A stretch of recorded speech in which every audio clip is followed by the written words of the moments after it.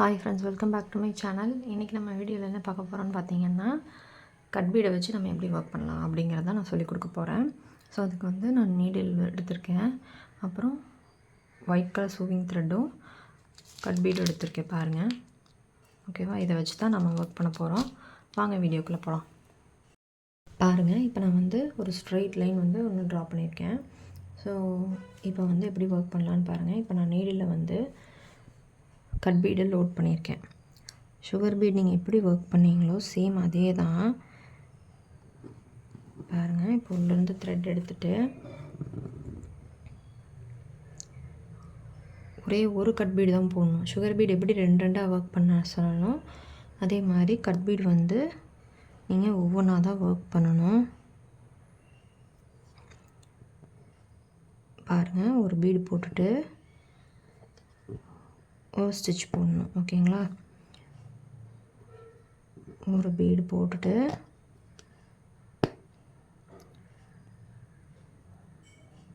ஒரு ஸ்டிச். ஓகேவா, sugar bead வந்து நம்ம வந்து ரெண்டாக போட்டு ஒரு ஸ்டிச் போடுவோம். இதில் வந்து நீங்கள் வந்து ஒவ்வொன்றா போட்டு நீங்கள் வந்து ஸ்டிச் பண்ணணும். ஓகேவா,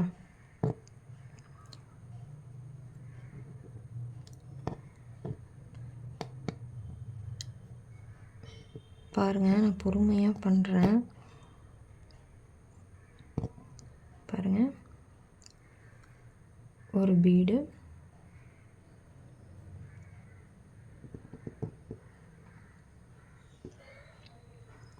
ஒரு ஸ்டிச்.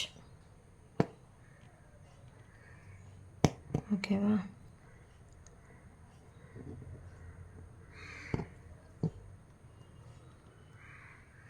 ஸோ அவ்வளோதான். ஸோ இப்படி தான் வந்து நீங்கள் ஒர்க் பண்ணணும். இங்கே எண்ணாட் போட்டு முடிச்சுக்கிட்டேன்.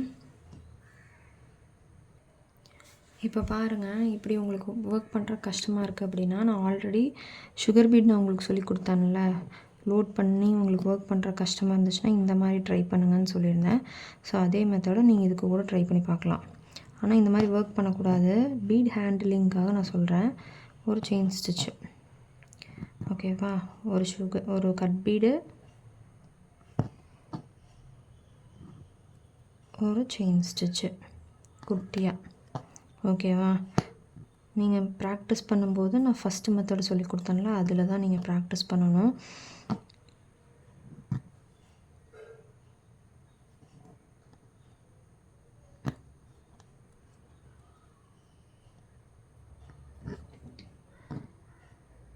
ஸோ இப்படி தான் வந்து ஒர்க் பண்ணணும். ஓகேவா,